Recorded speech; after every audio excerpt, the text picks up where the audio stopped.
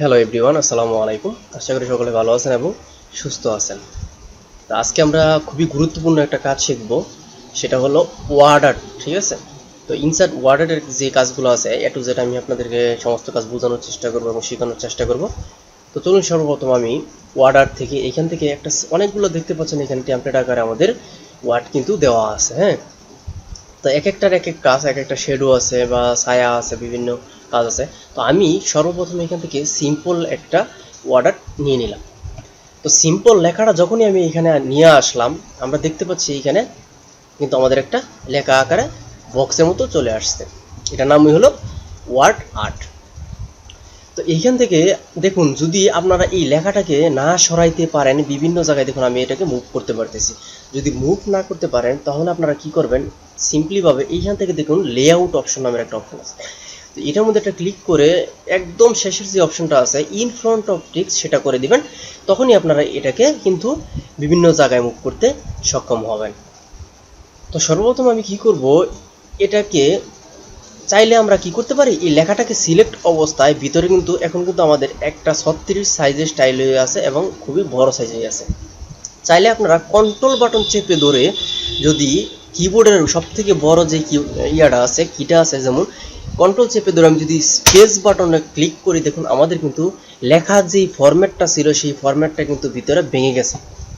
এখন আমরা কিন্তু মনের ইচ্ছা স্বাধীন এইটার ভিতরে কিন্তু বিভিন্ন জিনিস কিন্তু টাইপিং করতে পারবো। ঠিক আছে? তো ধরুন আমি লিখলাম হলো আমার সোনার বাংলা আমি তোমায় ভালোবাসি। হ্যাঁ, তো লিখলাম হলো ভালোবাসি।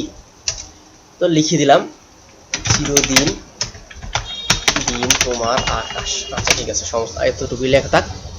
তো আমরা কিন্তু এই লেখাটা যে লিখলাম, এটা একটু বড় করে নিই।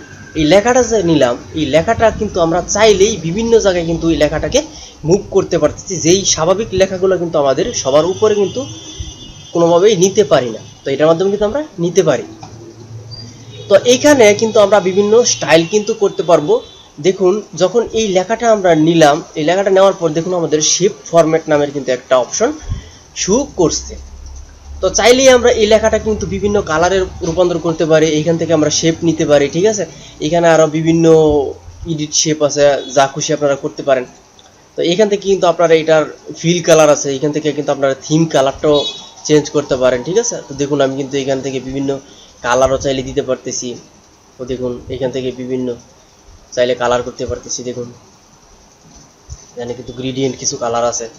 ঠিক আছে? দেখুন গ্রেডিয়েন্ট কালার চাইলেই আপনারা যে কোনো কিছু এখান থেকে করতে পারেন। এখানে আবার শেপ ফিল কালার আছে, আপনারা চাইলে এখান থেকে শেপ ফিল কালার নিতে পারেন যে কোনো একটা। এখানে আবার নো ফিল আছে, মানে কোনো ফিল নাই, ফিল কালারটা যদি না দেন, এখানে যদি কালার পছন্দ না হয় মুড কালারে চলে যাবেন। দেখুন এখান থেকে চাইলে আমি কাস্টম কালার নিতে পারতেছি, স্ট্যান্ডার্ড কালার নিতে পারতেছি।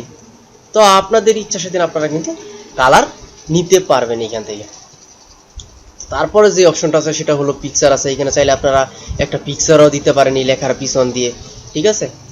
তারপর আছে হলো গ্রেডিয়েন্ট, এখান থেকে আপনারা গ্রেডিয়েন্ট কালার নিতে পারেন। দেখুন গ্রেডিয়েন্ট কালার আছে, ইফেক্ট আছে, টেক্সচার আছে, বিভিন্ন টেক্সচারও আপনারা নিতে পারেন। ঠিক আছে? দেখুন পিছনে একটা লেখার টেক্সচার চলে আসছে। আমি লেখাটার যদি একটা হোয়াইট কালার করে দিই, দেখুন এই লেখাটার আমি একটা কালার করে দিতেছি।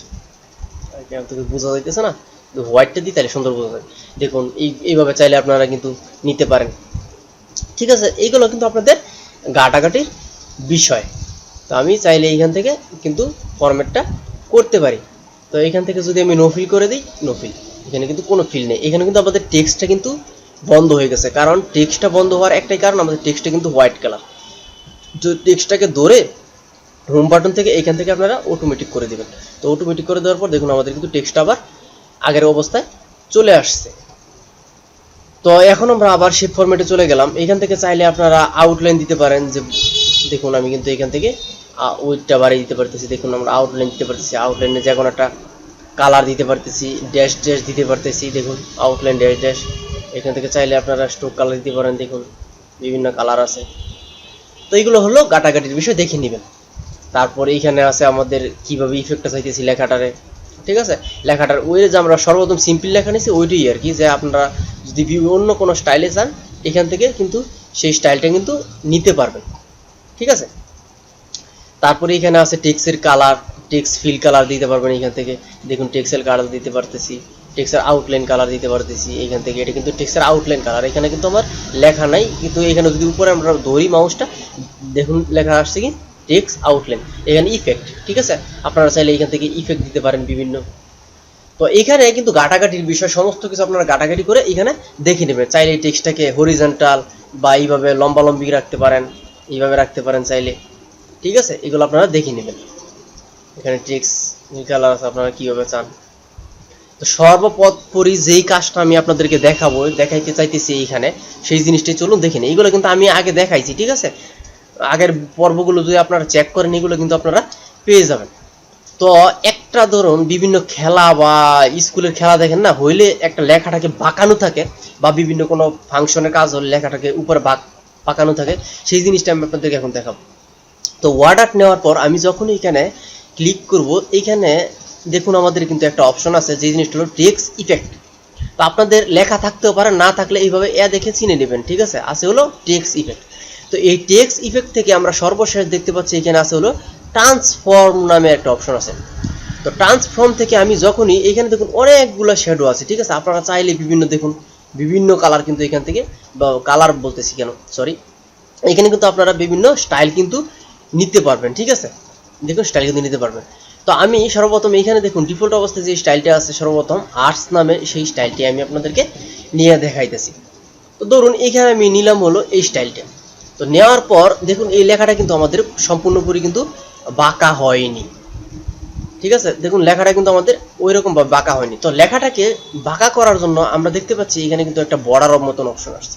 তো এই বর্ডার থেকে যখন এই নিচের যে তীর বাটনটা চলে আসবে, এখানে নেওয়ার পর কার্সার পয়েন্ট, এখান থেকে যদি মাউসের লেফট বাটনটাকে ক্লিক করে নিচের দিকে যখনই আপনারা ড্র্যাগ করবেন, আপনারা কিন্তু দেখতে পাচ্ছেন আমাদের কিন্তু লেখাটা কিন্তু আস্তে আস্তে কিন্তু বাঁকা হচ্ছে। ঠিক আছে, দেখতে পাচ্ছেন আমাদের কিন্তু বাঁকা হলো। তো এই লেখাটাকে আরো বাঁকা করতে চাইলে আপনারা কি করবেন, এইখান থেকে দেখুন আমাদের একটা অপশন আছে, এই যে এই পাশে। ঠিক আছে, দেখুন একটা অরেঞ্জ কালার দিয়ে একটা ফিল কালার করা আছে। তো এই ফিল কালারটাকে যখনই আপনারা ক্লিক করে মাউসের লেফট বাটন চেপে ধরে যখনই এইরকম করবেন, দেখুন আমাদের কিন্তু এই জিনিসটা কিন্তু চলে আসতেছে।